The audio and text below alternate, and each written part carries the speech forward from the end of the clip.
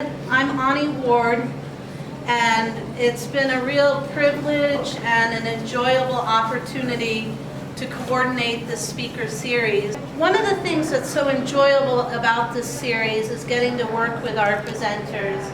It was late last year, early January, where we finally came together and we threw out so many ideas. As an artist that Anee is, she has so many great ideas that we had to figure out how we were going to incorporate Taos Pueblo, because we have a lot of culture sensitivity to the Pueblo that we can only provide so much information to non-tribal members. So in our various meetings, just kind of chatting here and there, I felt like it was important to bring Ilona, because Ilona and myself have been friends for a long time, and with her being the director of Taos Pueblo, our relationship has been able to form a relationship with Taos Ski Valley Inc. and trying to build partnerships as well.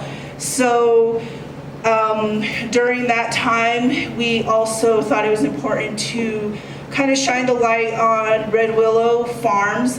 It was in the talks how we were gonna make the speaker series come together. So Anee brought in Sheryl with an S from Red Willow Farms, and we just all kind of met here and there, and we're throwing out different ideas how we were gonna bring this together.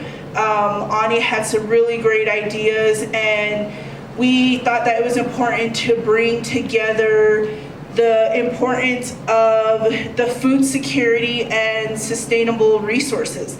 And that's where Sheryl comes into play with the Red Willow Farms. We've had a relationship with the Pueblo in all of the years that Taos Ski Valley has been a part, because of the lands that we border. Taos Ski Valley Inc. borders Taos Pueblo lands. So Taos Ski Valley Inc. has always had a behind-the-scenes relationship with the Pueblo, just so that there's an understanding of where our lands border Taos Ski Valley. We have, in the years that Ilona and I started trying to figure out how to bring the relationship together, I connected Ilona with our marketing director and our marketing manager, who's Dash Hegeman, and they started to form communication to be able to also build a relationship as far as how we were going to support each other's and how were we going to bring each other's, because we are a community, so how we're going to bring each other's together. So that's how Ilona and myself started to build a relationship with the Pueblo. As the Blake Hotel was being built, there was a lot of conversations around what they wanted to bring into the Blake. So we were liaisons as far as different artifacts or pictures or whatever it was that were coming into the Blake. They used us as a tool to be able to lean on and ask questions and bring to light what it was, what was important to us as far as culture sensitivity. So also with that, with bringing in Cheryl Romero from the Red Willow Farms, bringing the importance of food security and sustainable resources, we felt that it was important to shine the light on the Red Willow Farms. This is something, their year-round operations is something that's important, where she's passionate about what she's doing for our Taos Pueblo community as well as the youth there. So she'll go into more details about that. I think that's one of the main reasons that I'm here, is to be able to continue to help build the relationships and partnerships between Taos Ski Valley, me being a part of here for so many years, and me being a Taos Pueblo tribal member. So that's my spiel that I have going on, and Ilona will speak to the Taos Pueblo, the tourism, and the relationship as well. Thank you. Thank you, Sheryl. So good evening, everybody. And thank you, Anee, for having us all here this evening. And, you know, really the reality is that we're here because we do have the farms. And that we worked really hard on trying to solidify as well as iron out some of the kinks that the relationship with the valley had with the tribe. And a lot of that just has to do with land use and our yearly changeover with tribal government. And so having this relationship with me and Sheryl worked out where there was continuity. And so this is how far it's come. And I think right now this is pretty much the furthest the relationship with the valley and the Pueblo has come.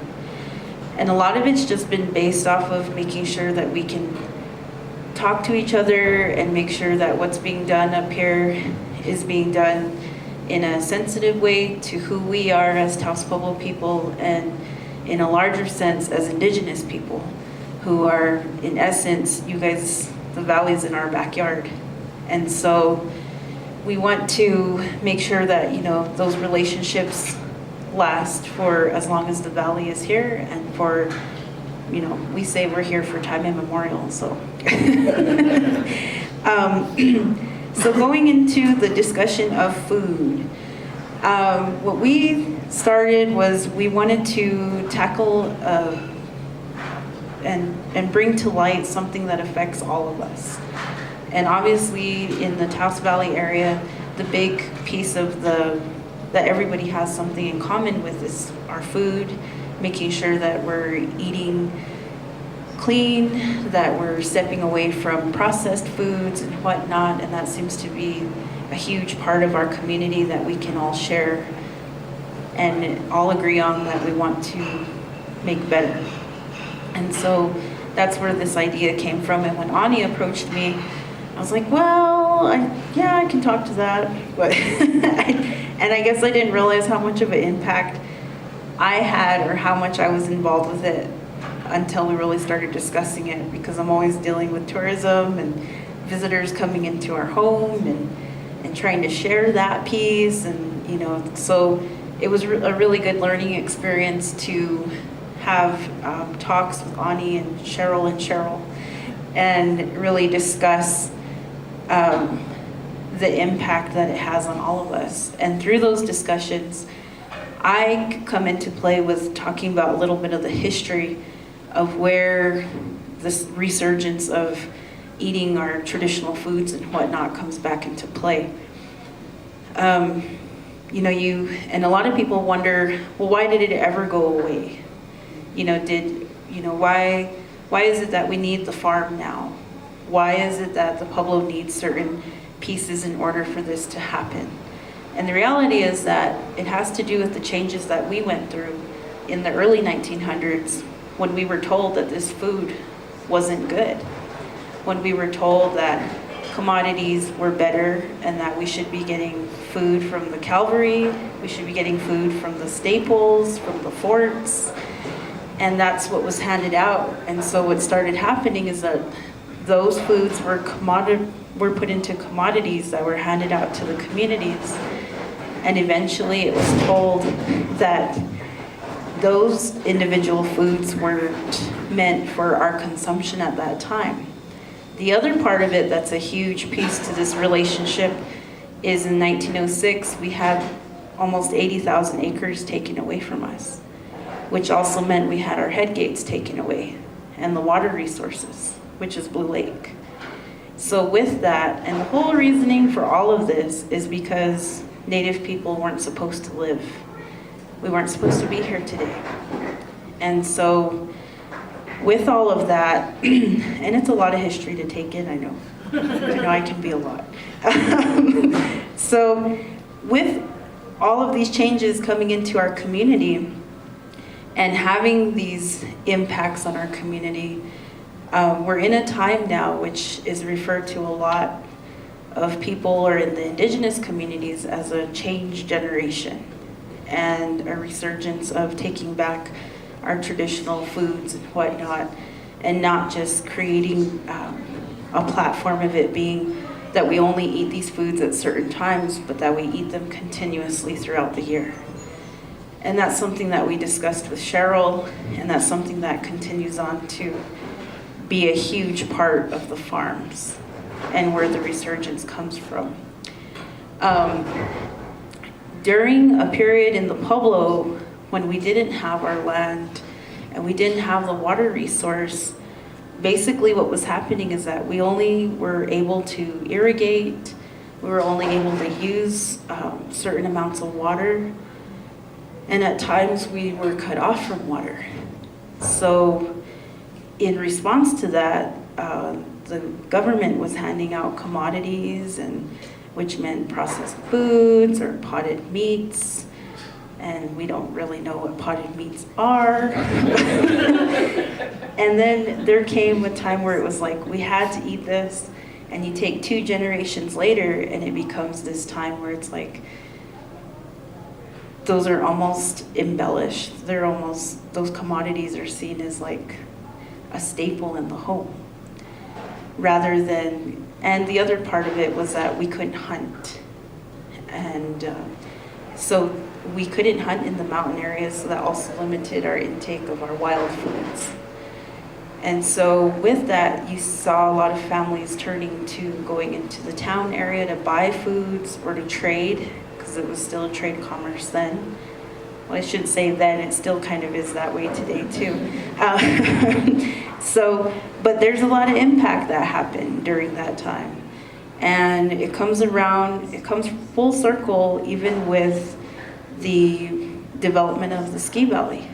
And so that's where those partnerships started, as well as even back in those days. And the reason for that is that the ski valley gave our men or our people jobs and security to help build the lifts and to come out here or to even just hike over the mountain, and they could come in here and work. And then it gave them sustainability to be able to buy food for their families. So when you talk about the generations to come, you start seeing this resistance to who we are traditionally, with hunting and planting and whatnot, and it's because we didn't have the resource, which is why it was so important that we got Blue Lake back and the 80,000 acres that we got back from Richard Nixon through executive order. And we still have tribes today, and this is what a lot of people don't understand today, is that the Pueblo's very lucky that we got back our land, where a lot of the other tribes, there's only like 2 other tribes who got their land back using the Freedom of Religion Act. The other tribes never got their land back. And that's why you still hear the fight for the Black Hills, or even Devil's Tower, or still like the Blackfeet fighting for part of Glacier Park. So you have these, it's like over time we've just, because we're so embellished in a community where the Pueblo ranks pretty high in the Indian country policy piece, we forget about sometimes the other tribes who don't have access to their lands like we do. And they still can't hunt on those lands. And they're still fighting for their water rights. So, speaking to that, that's where we are thankful for those resources in order to bring back a resurgence back into our community, to make sure that our kids and our grandchildren in time after this are able to still continue to use these resources. And so that's a little bit of the history of like the food, I guess, issue within the community. And you even saw it, not just pertaining to the Native community, but you saw it even in the late 1800s with the Hispanic community, when there was a time where some of the acequias weren't acknowledged. And so they also turned to that type of mind frame too, where, grandma thought that potted meat was better than frying your elk meat. And the reason for that is because it came in a can. It was commodified. And I can still remember a time where even my grandma used to say, "Don't eat that, we're saving that." And it's like, you could still be saving that today. And, you know, and it almost turned into a situation where, you know, those items were seen as that you kind of, that you kept them and you only ate them for certain times. Almost like they were special. And even to today, we joke around about commodity cheese and stuff. Anyone who's seen commodity cheese, you would know. It's like gold in a box. So, you know, when you have those kinds of pieces that come together and that come into a community, you have to create change, and it just doesn't happen overnight. And it's taken time, but I think we're finally in a place where we can, you know, where we've kind of healed those wounds in the Pueblo, and that's been a huge effort of Sheryl and her team. And so now we're at a time where we can actually talk about some of these changes and talk about the initiatives that we're doing, and even put it out there that we want the community to move in that direction. We have TCEDC, we have areas outside of the Pueblo that are taking, you know, programs that are taking those initiatives. And what it does is it helps us all to grow and to understand that we live in this place where we can still grow. And that's a really special piece to how we live our daily lives. And I think we are in a very nurturing place with Taos. It's not always like peas and carrots, but we are in a place where, you know, the idea is that we want to live healthy, that we want to live in a good way. And I think having that even solidified even more so with the tribe, it almost gives off, it seems like since the farms have gotten back on their feet, like we've seen this resurgence, even with our youth, like in the high school and whatnot, wanting to participate in this. And I hope it does change, but change doesn't quite come unless you run a few generations through. So we're still in that change. But it's good that we're up here talking about it, that we brought Sheryl away from the farm. And that, you know, that she can share the advocacy that she's doing in our community, but not just for the Pueblo, but even as a whole.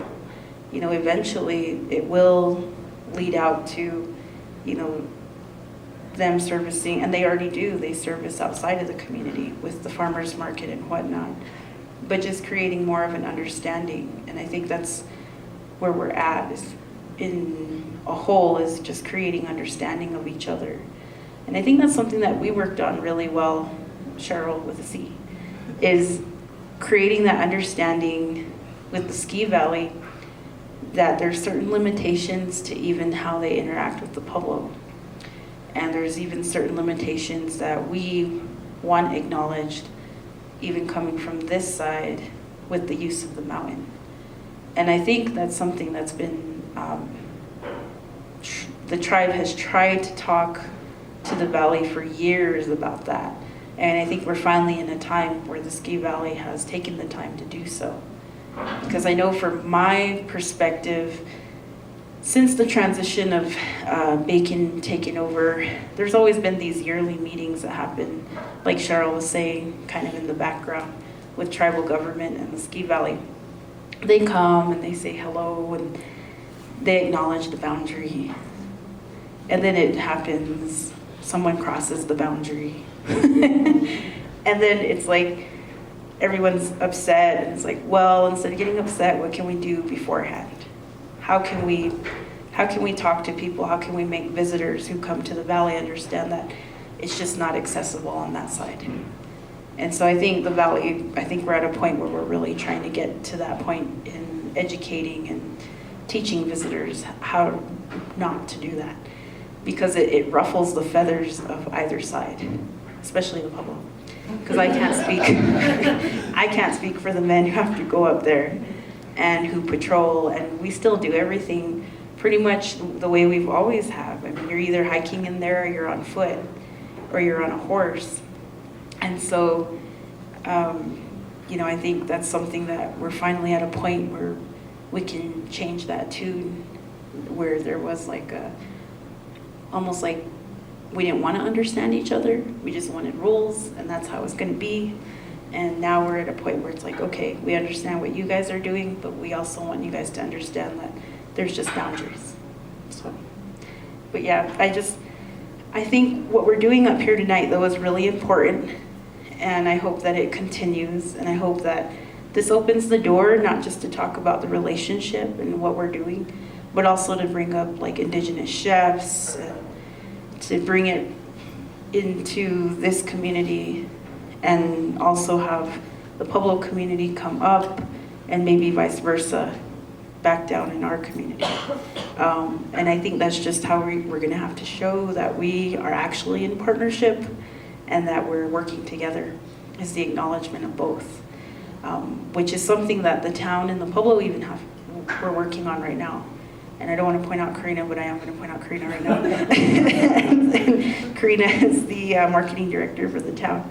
And that's something that we've been working on for a long time too, is we're both so busy, but we try and make like the time and the effort to at least acknowledge each other and get the story written the way we want it to be written as well, from all perspectives.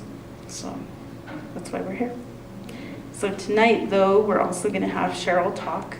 She has this lovely PowerPoint for us to talk about what the farms are doing and the impact and whatnot, and where we're going with our future. So thank you. Good afternoon, everybody. My name is Cheryl Romero. I am from Taos, Pueblo, and just like to introduce me, I hail from Red Willow Farms. We are a nonprofit 501c3 in total dedication to teaching our youth basically about clean eating, growing, taking the responsibility from everything from the soil, the air, the water, the seed, growth, and how basically we use that. How do we get this done? We use basically our cultural integrity. We use our respect and religion through modern technology. It's really hard how to describe this, and I like to put it into vision for everybody. Our acequias. Our acequias are basically our lifeline here within the Taos County. We teach our kids all the fundamentals about ditch cleaning, why it's important on both sides of the fence. And why do we do this? Because it's a lost tradition. It's something that is rapidly losing its momentum. So by teaching our youth, not only are we revitalizing these certain aspects, we are showing them through modern technology. We are showing them how to use their phone, how to use satellites, how to basically go outside the box while keeping their religious integrity. And this is very important. I can't stress that enough. What we are talking about today is food sovereignty, basically. And everybody likes to ask, what does that mean? Food sovereignty is definitely something that's become popular lately. And it's something that is an everyday activity for most Native American communities. We did touch on, Ilona did touch on about the history of the loss of the cultural identity that is associated with food sovereignty. And there's a lot we could talk about when it comes to what we should be doing. But I think today we are going to concentrate on why and what food sovereignty is. Food sovereignty is a community-based idea. A community-based idea with no use for money. This idea is 100% community-based, for the community, by the community, supplied by hunters, gatherers, foragers, fishermen and women, everybody. Production, growers, greenhouses, everything down to the stewards of the land, the water, and the animals themselves. Food sovereignty incorporates all these ideas plus the cultural significance of why. Taos Pueblo, we can talk all day and night about why. That's something we can't really teach because it's a lifestyle. It's something that not only did we grow up with, but something that's instilled in us all the way to death. Why? Is because our relationship with the land is a must. It is not a necessity. It is a must for survival. See, people say, yeah, it is a necessity. A necessity is something we can control. What we have around us is something we cannot control. And instead of trying to attempt to control it, we become stewards. So when we acknowledge food sovereignty, I like to break it down, and I like to take the sovereignty out of it. Why? Is because we can relate it in any community. It doesn't matter where this community is located. All it takes is a collective of people. A collective of people that share the same identity, the same idea of clean food for the people, not for profit.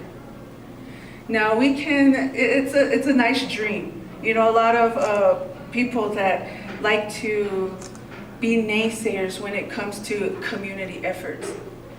The thing is, yes, it is a nice dream and it's a doable dream. How this can work is, again, a collection of people, because it's just not about the growers and the farmers and the hunters. It's about the educators, it's about the speakers, it's about the teachers, the givers and the takers. It's about the politicians, it's about church, it's about our children, it's about our mothers, and I could go on and on. Again, these are things that we as communities seem to have lost. Red Willow Farm, we are in total dedication to revitalizing the sense of community. And when I say sense of community, I don't mean just Taos Pueblo. I mean the whole Taos County Valley as a whole. Because we can say as a whole because we rely on each other, the whole aspect of Taos County. The original peoples, the two groups of peoples that came and settled, we can see where they settled at. Close to the mountain, next to a water source. Then we come into modern times when convenience and pretty much availability of whatever we want reaches out to the houses further outside of our county. Again, this is a great example of sustainability within a community. People asking themselves, how is my house going to affect my neighbor? How is my water use going to affect person downstream? These are questions that we need to ask ourselves when we talk about food, because food isn't just something we eat. Food is a lifestyle that pretty much comes before birth and comes after death. If you think about it, the mother is eating the best way she can, and when we die, what happens? We share food with our people and we share stories. Sustainability can mean a lot of things. So when Red Willow Farm talks about food sustainability, we talk about what's right here, right now. We talk about what's growing here, what's in our mountains, what's near our rivers, and amazing things in between. These are also the people, the caregivers and the people that teach and that have special skills that don't need instruments. When I say special skills that don't need instruments, like cooks, a cook doesn't need a knife. A hunter does need a weapon. So when we talk about everybody helping, we're looking at the people like to say the bottom of the community. And these are the hard workers. These are the ones that are waking up. The workers that have to go out, these are the ones that are cooking, and the mothers and the children, actually.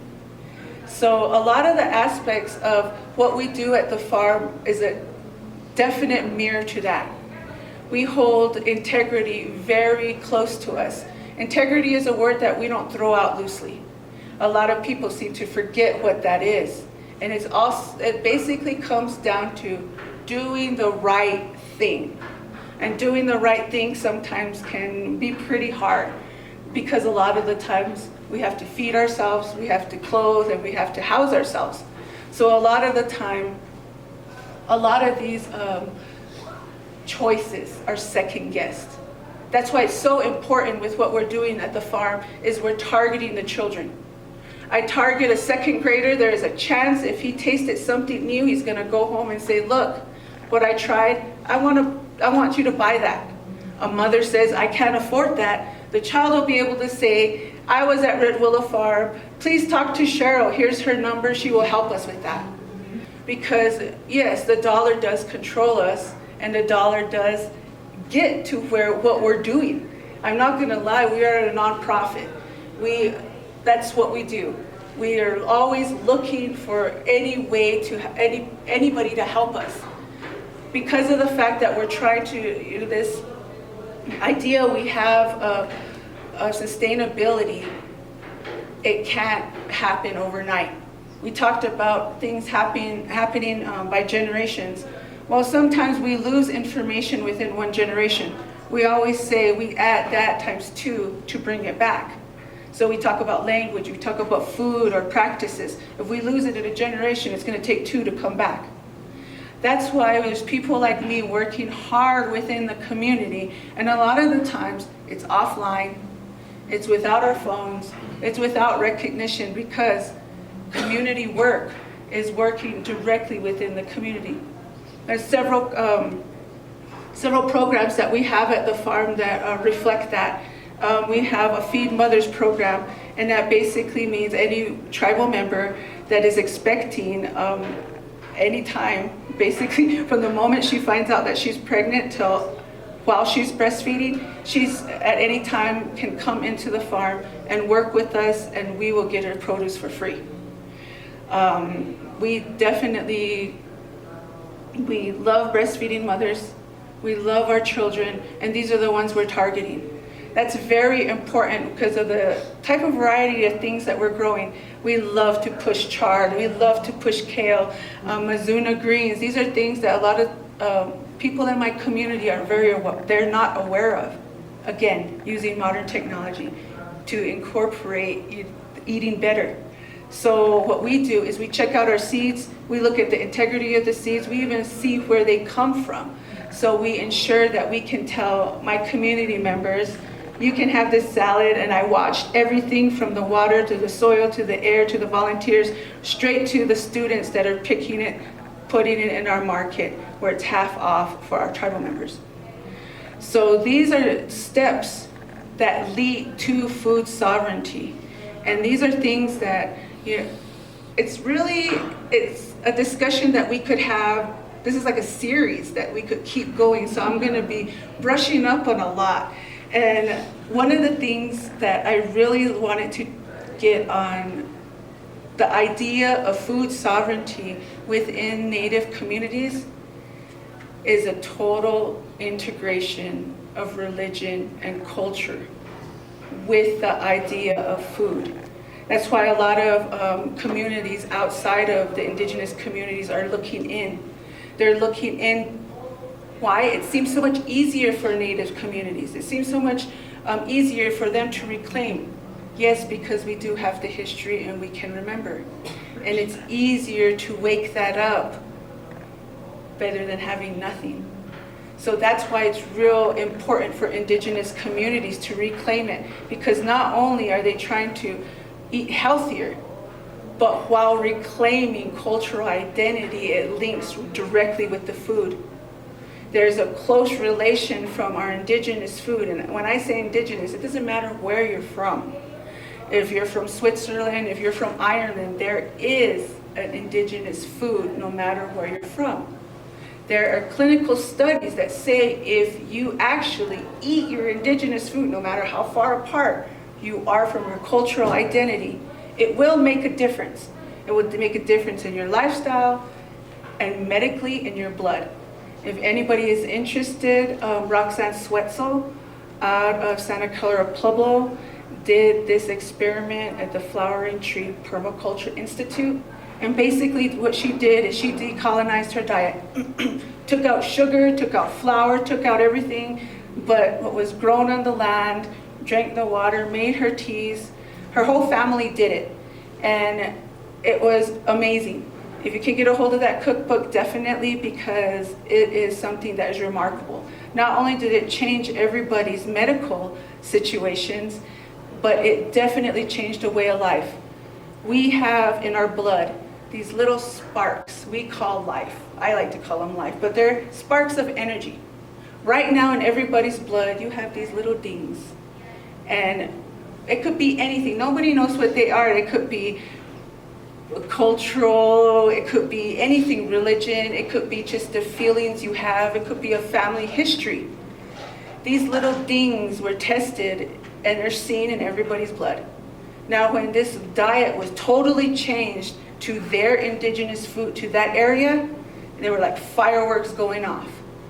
It's actual study. Now people are amazed by this, and there's actual doctor studies going on, medical studies going on right now to investigate this. This is a recent study, so you can imagine how excited this is making everybody feel.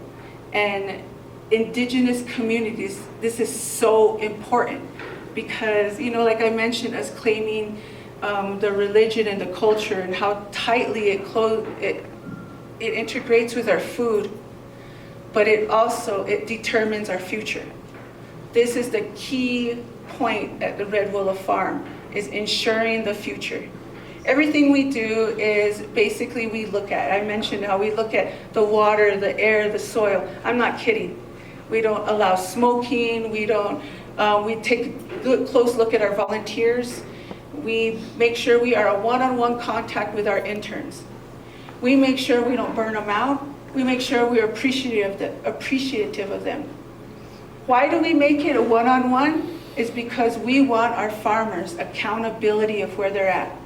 Every youth group that comes onto Red Willow Farm, we look them right in the eye and say, you've been here before, you can always come back, this is your home. We make sure that they can claim a little bit of that soil and say, I did this at Red Willow Farm. It's important to give that sense of entitlement to the youth. Acknowledgement goes a long way. So there's a lot of things that we are teaching at Red Willow Farm that are not conventional. How am I able to stand up here and speak about food sovereignty and food security? I have no experience. This is my second year at Red Willow Farm, and everything I learned was learned by interns under the age of 20. Everything. I did not look up anything, I have not gone online. Everything is by pure experience, visiting other farms, engaging in community. I can't express that enough. Engaging in community, I find out what the community wants, I find out what they need, and I look inside their homes and I see for myself what's really needed. And a lot of the times people don't speak up about what's needed.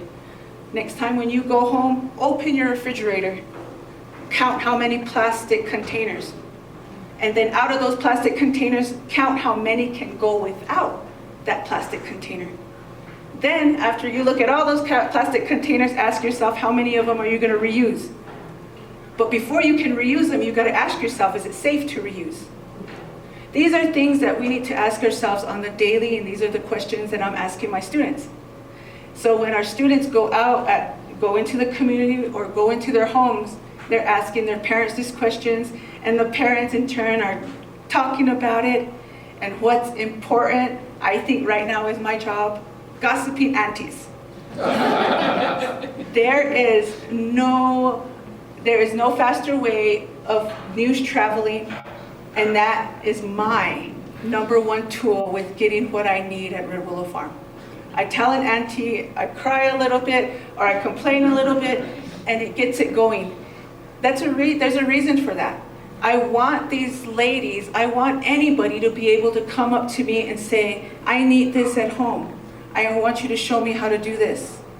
Red Willow Farm, we are not a fancy farm. You come and take a visit, you'll notice that you'll be like, oh, there's a lot of this laying around, there's a lot of that.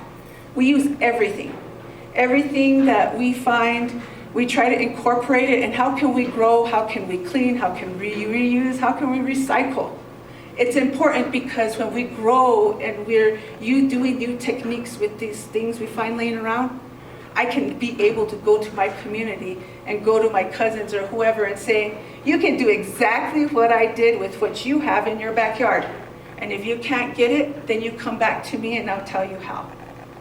This is what's important and why individual community farms are important. It's just not about feeding, it's about education. It's about getting the word out there and awareness. That's the number one thing of why I'm here today speaking at Taos Ski Valley, is the community effort of awareness, asking the questions, getting out there and saying, why are we doing this? Why are we not doing this? Why am I wearing this skirt? You know, there's certain things that we as a community need to engage in more.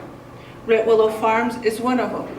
We love to say, how many people have heard of Red Willow Farms before 2 years ago? Before 2 years ago, yeah. There's a lot of people that in the community can say, yeah, I heard about Red Willow Farms. You can Google them at any time. 2 years ago, if I went into my community and asked one of my aunties, do you know where Red Willow Farms is? Oh yeah, where the computers are. They're thinking of the Red Willow Education Center, where you can go and get scholarship information and you can help get into college, where our computers are at. We're located at the same facility, the same land. So in our community, we weren't very well known. To me, that meant something on how our people are eating. It said something on how many people are growing, and it said on who is teaching our young people how to grow. So again, going within community, reevaluating what we're eating, what we're using, the plastics we're using, the integrity of who we're selling to. It's nice to say, yeah, we're growing all this food, $8 a pound for our salads. A lot of people will buy it. A lot of restaurants would love to take it. The thing is, our stuff, I like to brag about our things because, like I said, air, oil, soil, water. We don't use pesticides, herbicides. We don't use any of that stuff. We control everything by hand, by helpful little bugs. Use. That's how we solve our problems. So in a lot of times, a lot of people they try to figure out, how are you doing this? Why are you doing it? It's real basic. It's community, finding out what we need. So now you come into our market, and any time during the week, you will find somebody there, and our community members aren't going in there to look around. They're specifically walking in there and says, I need some anasazi beans. Do you guys have any beans? I need some flour. I need some, does anybody have this or that? You know where I can find chicos? We always have answers for those, and if we don't, we always send them to someone that does within community. This is very important, and I mentioned about the restaurants. Our restaurants, I asked 2 questions when we had our turnover. 2 questions, and I said, what are you doing for our community? And what are you doing for the indigenous community? And if our restaurants or any of our outlets couldn't answer one of those questions, we couldn't do business with you anymore. Our youth work, I think we can, if we're gonna put a dollar amount to it, we should actually see where it's going, so people will truly appreciate what we're doing. A lot of the times, people say, well, what are you doing about economics? If you're not getting money, if you're not selling these things, how are you helping the local economics? Very easily. Donations. That's why I get my donations. That's why I'm fundraising. That's why I'm doing these things, to make it free. Where is that money going, that fundraising money? I'm paying my vendors. I'm paying my hunters and my fishermen top dollar. So when they bring that produce in, it'll be okay for me to slash 50% off. Taking care of my vendors first seems to help really good, because for a while there, it was the other way around. So we have to find a balance when it comes to our vendors and the demand from the public and what we're worth. And a lot of the times our vendors are grandmas and second income people that are actually heavily reliant on selling a can or a case of jelly. That's where I step in and my problem solving skills come in. I have a great ability of collecting money. And with that, I turn it right back around. All money right now, we have this youth incentive program that's going on. That's exactly what it means, youth incentive. Our youth farmers, I only have 4 farmers at Red Willow Farm. 4 doing everything, and 1 consultant. So I have 1 youth coordinator, that's Daniel Martinez, and 3 after-school youth. And I'll start showing some pictures here and you'll see exactly what they're doing. And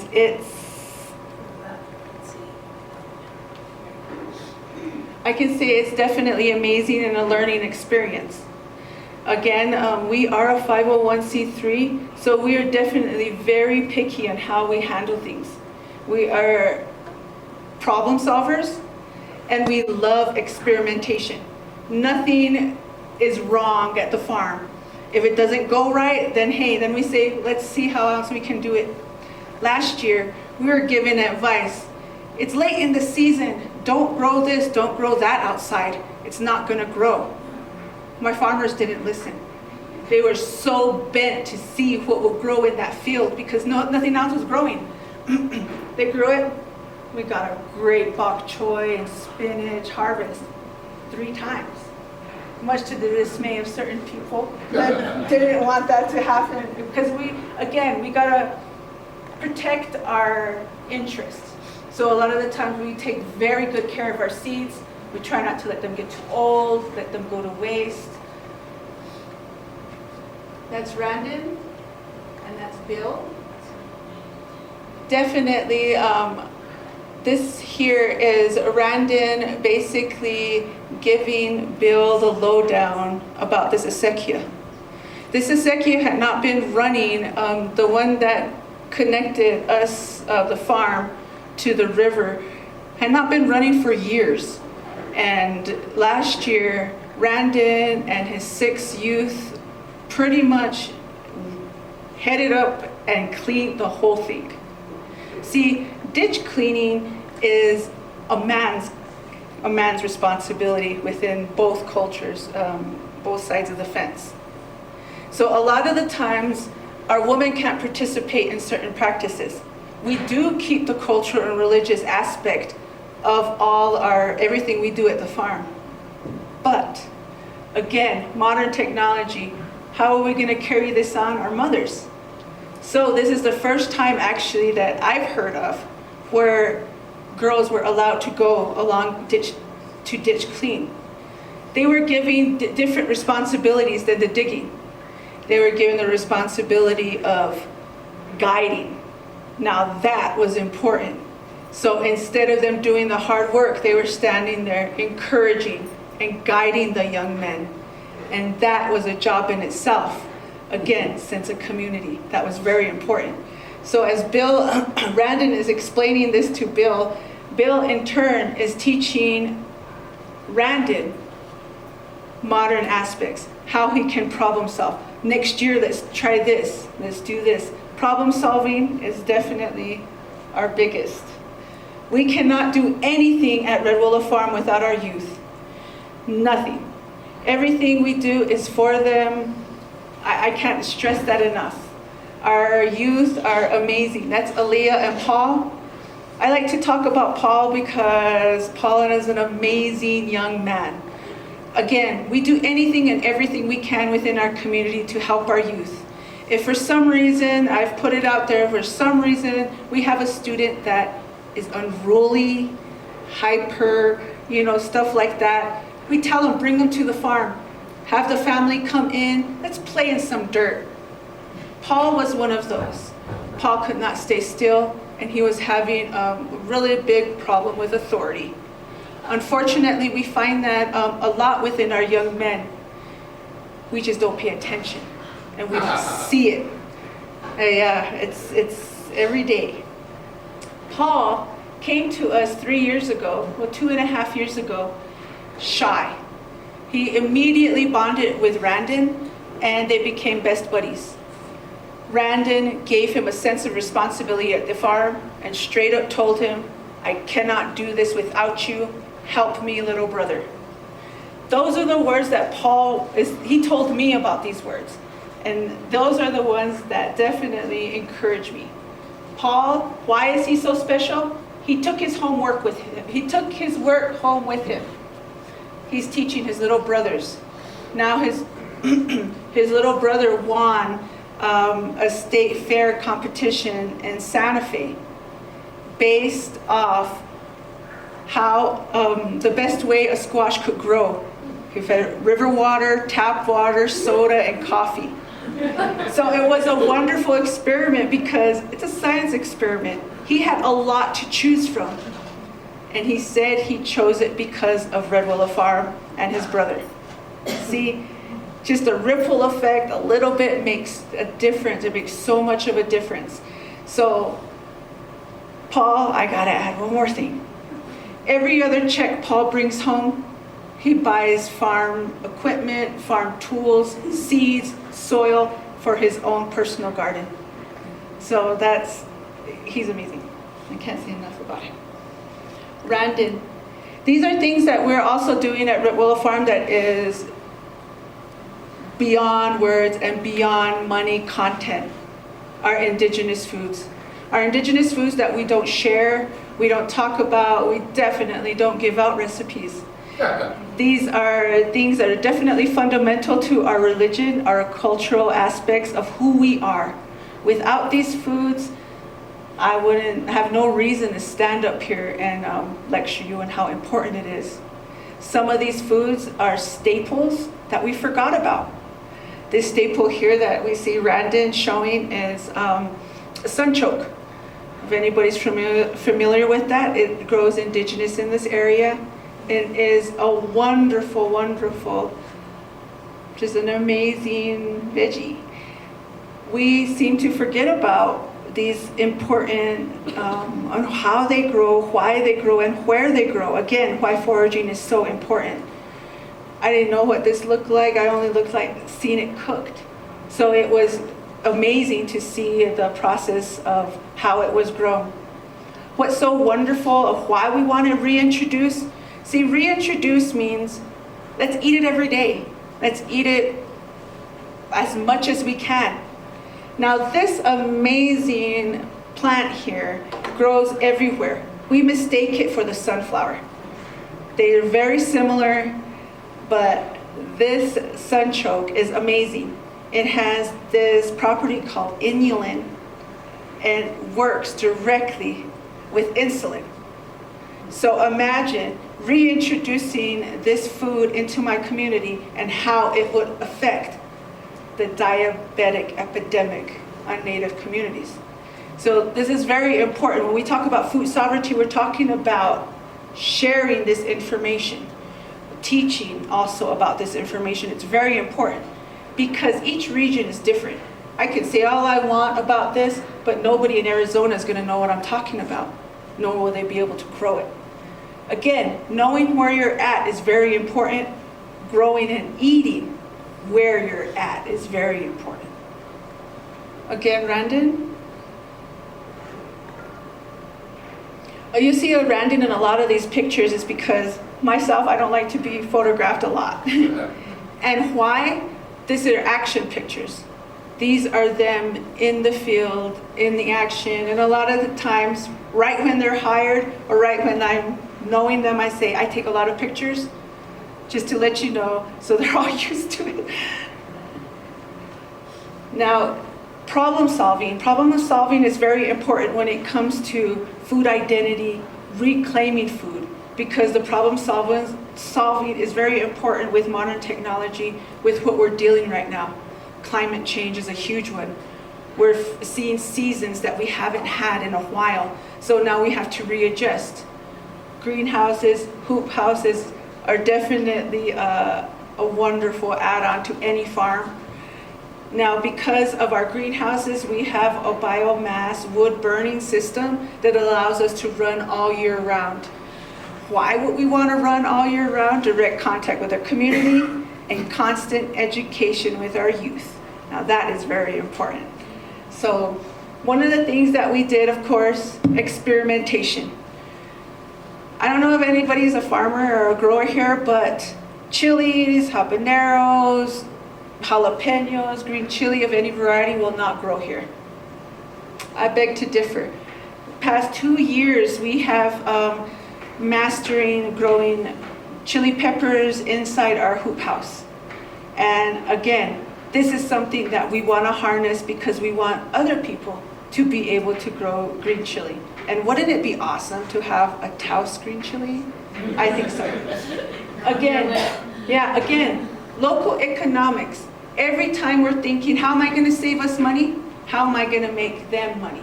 Those are questions that we're asking.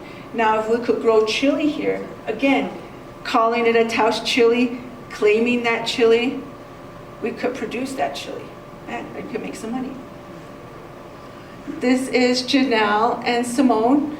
Again, using the hoop house, we were able to grow up to 19 different varieties of tomatoes in one greenhouse. This was an amazing feat.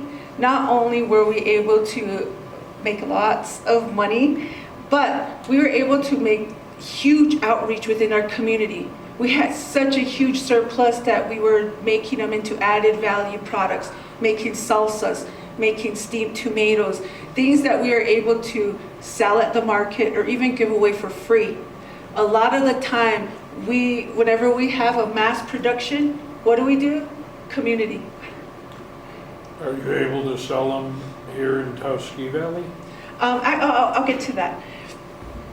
Now, the thing is at that time, we really couldn't sell anything because we were on a kind of like a little hiatus.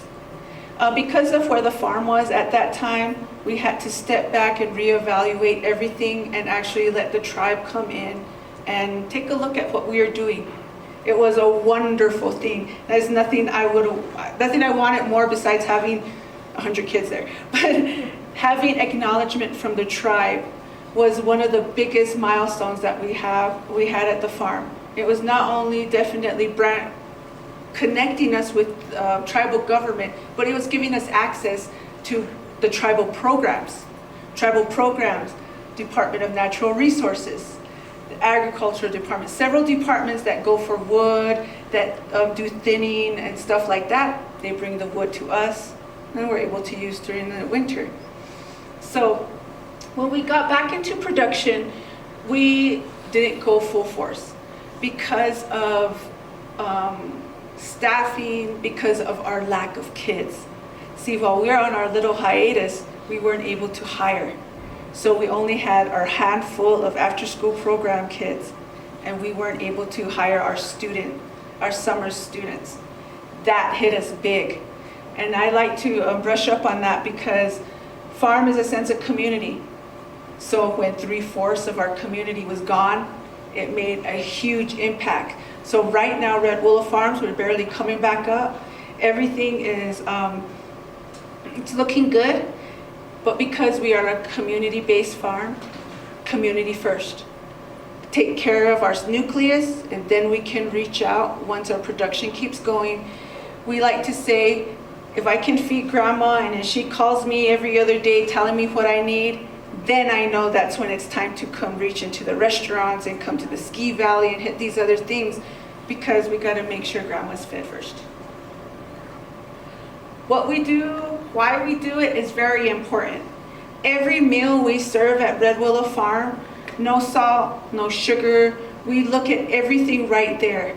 If we're serving meals, we try to make it free. Again, sense of community. You're really not close to somebody until you have a meal together, right?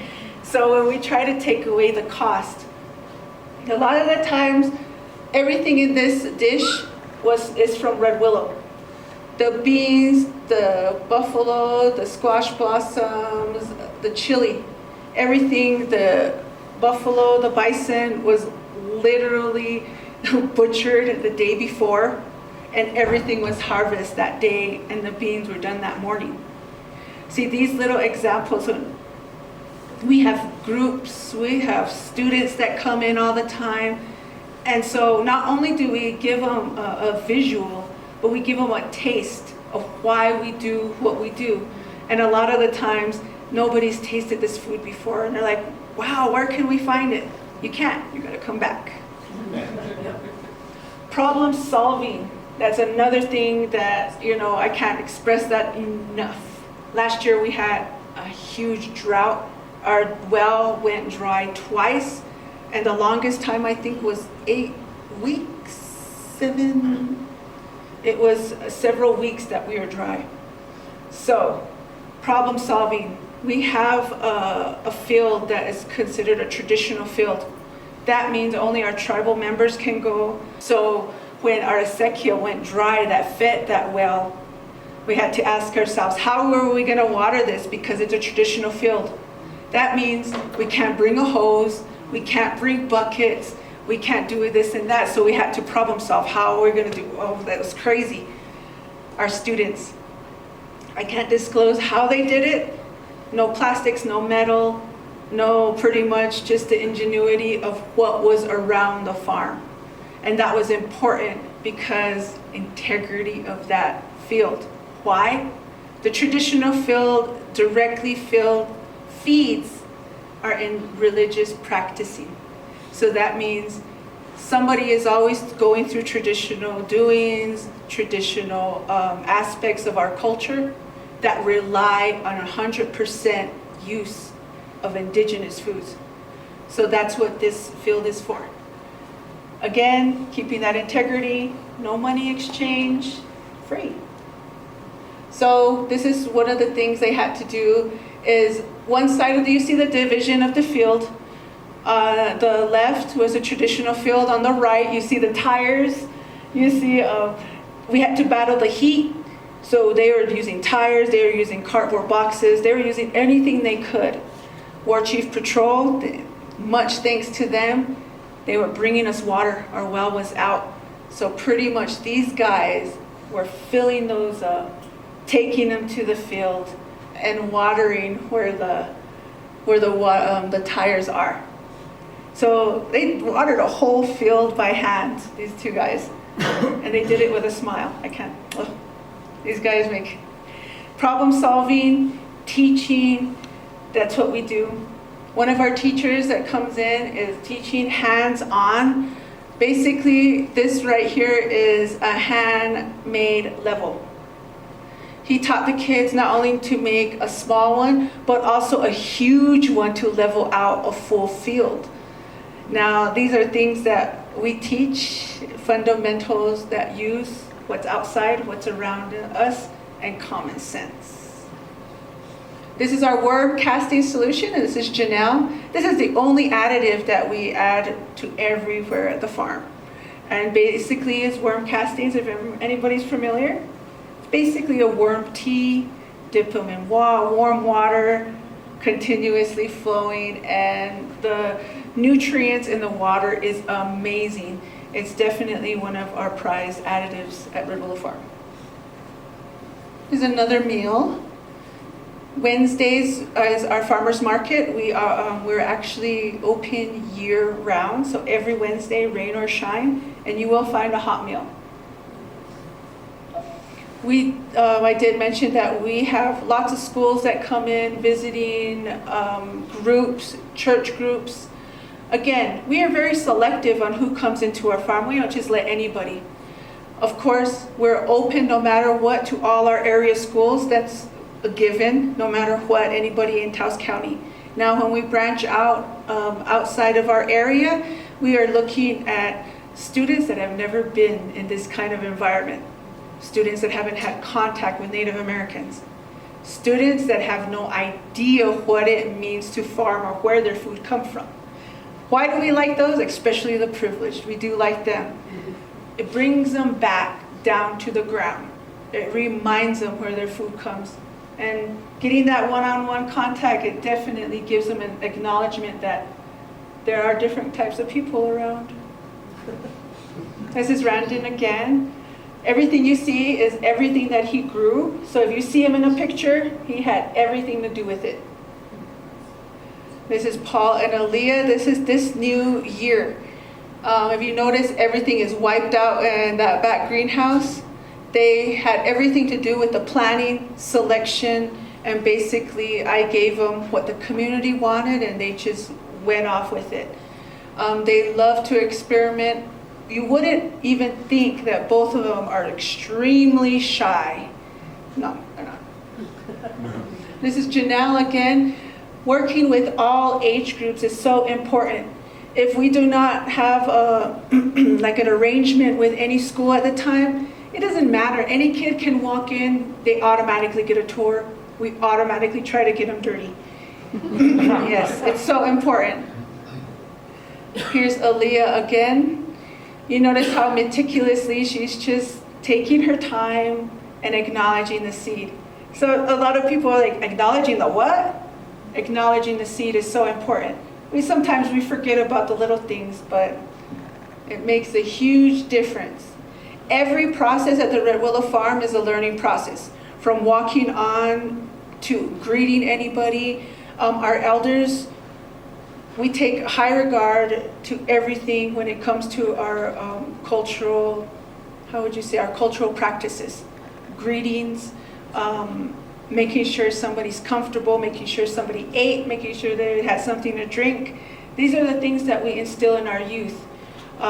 Cultural values that are not mainstream is very important also.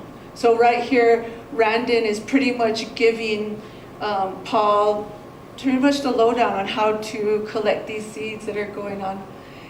Paul is the one that taught me everything I know.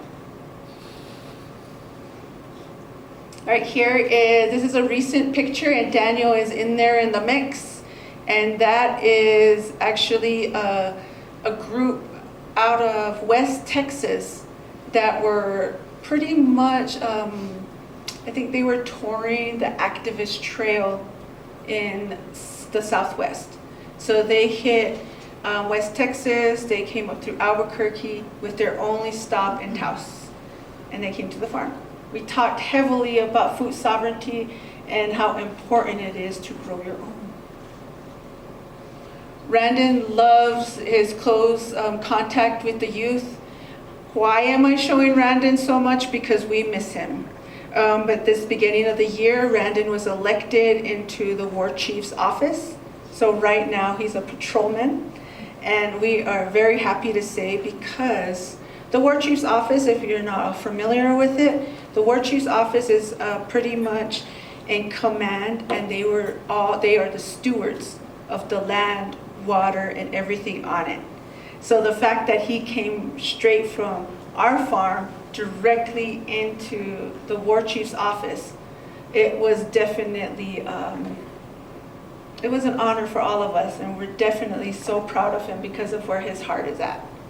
His passion is youth. His passion is changing the youth's outlook on life. He's all about positivity. He's all about sharing. He's all about community on the deepest level. We don't like to say grassroots. We say dirt roots because that's where we got to be. So a lot of our outreach is within our schools, within our tribal programs. We're heavily invested in the Head Start and the Taos Day School program right now. And I say if I'm not in there by this next coming year, I'm failing at my job. If we're not directly tied in with the seniors program, recovery program, Tiwa babies, all these, if we're not directly tied in with these programs by summer, we're doing something wrong. So I thought I'd put that out there. This is Daniel, and Daniel is the one that took Randon's position. And Daniel is a wonderful additive to the farm because he's been with us before. So you can imagine, not only does he know everything about the farm, but he's definitely bringing us a new perspective and definitely energizing me because he does not stop. A lot of these things that we have here at the farm, we transplant and bring to the farm, and we try our hardest to get indigenous seed. So we are out there advocating, like right now, that's what I'm doing. Getting the seeds within our community and seeing what we have and go from there. We have a different variety of everything. You see there's a different beets. Again, variety. We do plant our usuals, salads, radishes, onions, so it's very popular. But then we're pushing our indigenous foods. Asparagus grows wild here in Taos. If nobody's seen, should hit the water. So what we do is when they're starting to seed, we grab a bunch of them and we just walk around the farm. We just beat the bush over everything. We do that with the indigenous spinach, and there's several other varieties of indigenous products that we basically try to spread the seed. This year, actually, we collected several varieties of the seeds, two specifically, and we pretty much last fall threw them all over the community. So our students, without, again, advertising, we don't like doing that. If you come up to us and just ask us what we're doing, then we'll tell you. But pretty much our kids just got bags and walked around the community and just started throwing spinach, wild, especially the sunchoke. So we're really excited for the spring to see what pops up, because we did our own variety of guerrilla gardening. Mind you, if that's what you want to call it. So our variety is very important to us, because not only do we want to give our people a brandy wine tomato, but I want to give them a variety of the small ones. I want to be able to have them snacking on them. I want them coming back for more, and that's why we do a variety of what we do. Picture taking is very important to us. Social media is very important to us, because a lot of our outreach are people that visit with us and then they move on. A lot of the times they want to see what we're doing. That's very important. A lot of the times we don't share too much.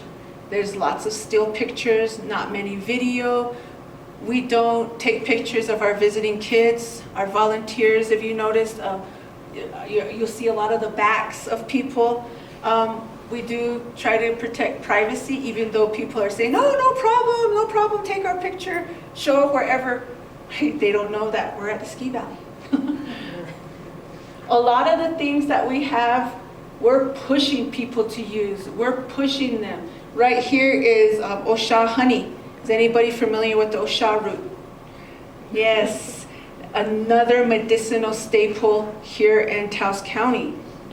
Now, the Taos Pueblo people, we may have used it, but we're not sure about exactly how, because it was more fluent when the Spanish came and when they recognized it from their high mountains down south. So a lot of these things, not only are we reclaiming, when I say reclaim, I mean that we're going to be using it a lot. I'm not going to say, oh, this is mine. No. It just means we're going to be using it as much as we can. So this is very important. One of the things that we do at Red Willow Farm, not only eating healthy, but fixing yourself healthier. Osha mixed with honey infused is an amazing, amazing medicinal product for throat. If you're having respiratory infections, anything, it's wonderful. It calms inflammation. It's definitely something that we push a lot. Local honey, Osha root. Now, when we talk about Osha at the farm, we're saying, take only what you need, not what you're going to sell. Leave some root so you can come back for more. This is what, all of this that I'm talking about, it all ties in. It ties into using what's here and giving back. Giving back through education, giving back through community talking. It can be through church, bake sales, cleaning out ditches, talking with somebody at the local market. These are community activities. What we're doing right now is a community activity. A lot of these times we get access to people that can't afford what we have, and a lot of the times we like to show off. This is one of the times we showed off when we had plenty. These are one of the baskets that will go to one of our elders. We have elders that cannot leave the house. We have elders that are on dialysis, wheelchairs, little to no community contact. We made contact with 6 families last year. I conducted a survey to basically figure out what we needed, what we're lacking, all that kind of good stuff. And what I noticed is a lot of our elders were homebound. A lot of them were being taken care of by non-family members. So when we break the cycle of not taking care of our elders, they're losing the contact with the family. That's a deep community aspect. So what we started to do is, under the radar, is making contact with these families, being friendly, stopping by. one of our elders, I found out, I was actually going to help her, but I found out that her daughter is also in a wheelchair, also going to dialysis, taking care of her mother. So it was like a double whammy going into this house. So again, how do we deal, how do we solve?